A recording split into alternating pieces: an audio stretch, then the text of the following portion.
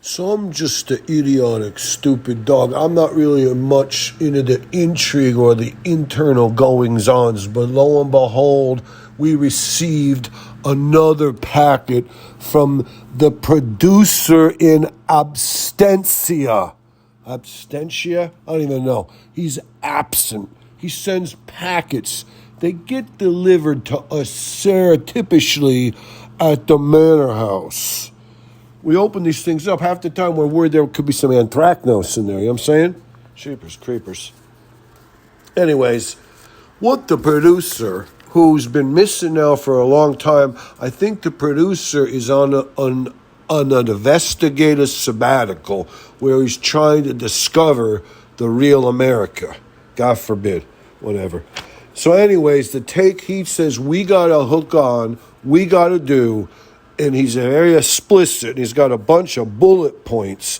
But he made us watch this video, me and the man. The man kept nodding off. He's back drinking again. Thank God. You can't live around this guy if he's sober. Get this guy sober for 30 days. I'm ready to slit my paws over here. Cheapers, creepers. Anyways, I want to just say one thing. This is a podcast drop clip situation that we watched because we received a link written on a bubblegum wrapper in a packet with a whole bunch of crap written on the backside of menu, whatever, instructions. This isn't really like what you say a very artistic take because it's sort of kind of being dictated by the producer in absentia. Whatever. He says we got to watch Tucker interviewing the guy Barstool on his, whatever you call it there, his little ski lodge. He does his thing in there. I want to say just one thing about Tucker, though. He looks like Count Chocula's older troglodytic son. He's got the Count Chocula hairdo working for himself. The other thing, that Barstool kind of rubs me a little bit the wrong way. And I can't believe that he was able to steal old Fatty Arbuckle right away from the skanks or wherever Fatty was. I thought Fatty was supposed to take over Crisscross, that old Comedy Central game show about current events. I guess he lost that gig like he lost that gig on Saturday Night Live. I guess that's why it's better to be an idiotic, stupid dog. You don't have so many adherents. You're not making any money. You can go ahead and say anything you want to. That way you don't have to be afraid of saying something that cancels you. I hope I never get canceled, but whatever. I'm a stupid dog, so whatever. The funny thing about it is, as far as I would say about old Count Chocula, the one thing I would say, that I can because I'm such a nobody. I'll never make no money. There'll never be any meat on the bone. There'll never be anything to cancel. I could say Count Chocula Jr.'s hairdo and Ron DeSantis's are both equally gay. Whatever. You can't cancel me because there's nothing there to cancel. Like all great artists, I'll be big after I'm dead. Cancel me then. Cancel me after I'm dead. Go ahead and dead shame me. Dead name me then. After I'm dead, you can dead name me and cancel me. That would be whatever you would say, whatever. Anyways, the thing I want to say about Barstool, first off, whatever happened to Jon Stewart's older brother? I know Fatty Arbuckle's working with Barstool, but whatever happened to Jon Stewart's older brother?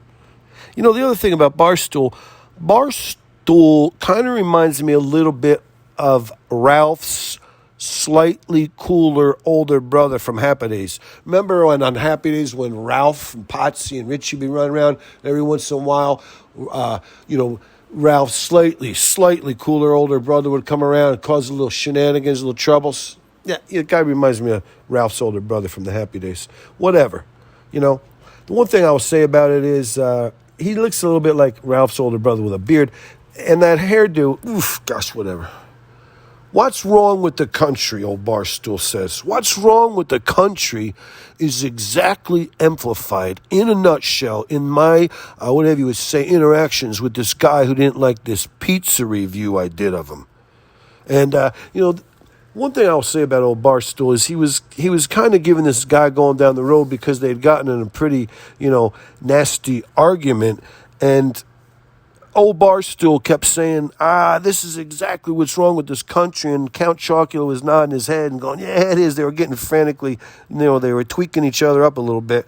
And then Barstool says, he's one of them dudes that would just want to abolish police. I know it.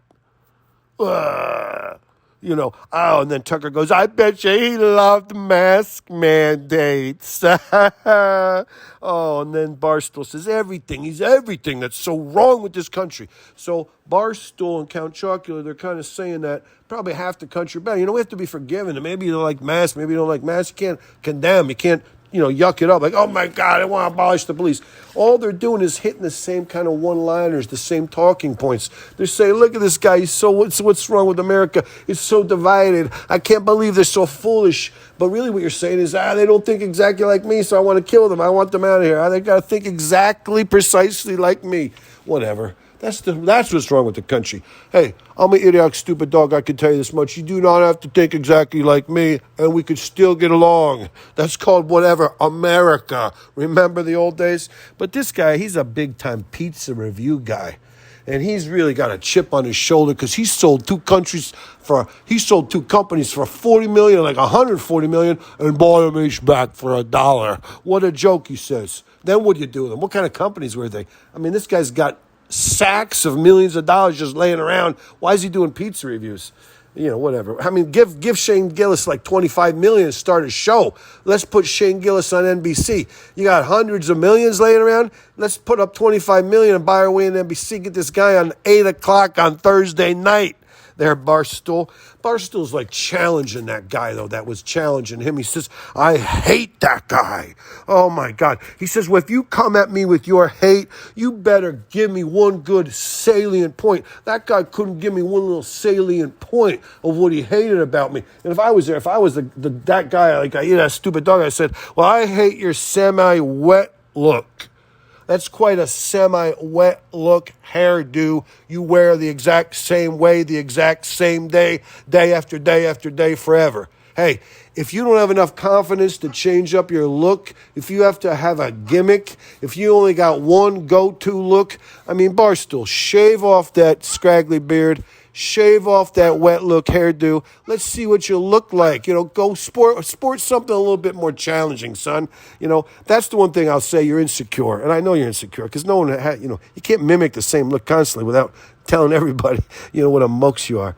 And then he says, I hope his small business is ruined. Someone should sue that Barstool guy. You can't run around, saying on Tucker Carlson's show and on your internet channel, hey, all my adherents, come ruin this guy's business. Don't go to this guy's business because he pissed me off one time. That's so cool. You're so pro-small business. Hey, I'm offended by that small business. Let's run them out on a rail, boys. Let's destroy them. I hope they're destroyed. Not enough bad things could happen to that guy. And that guy's, the other guy, he's what's wrong with America. Barstool, you and Tucker should knot up like a couple of mating snakes and see who blows their load first. That would be good for you. Whatever. I shouldn't have said that. I apologize. I shouldn't have said that. That's disgusting. You should kind of be canceled if you say that. I don't know if that's homophobic or just mean and nasty. It's just that, if you're going to say what's wrong with America and then attack the guy in a wrong with America kind of way, what am I going to do except for attack you in a wrong with America kind of way? I'll apologize. I'll say I'm sorry. It came out before I couldn't choke it back. I'm sorry, Barstool. I should have been a little bit bigger dog. I should have been the bigger person or whatever persona.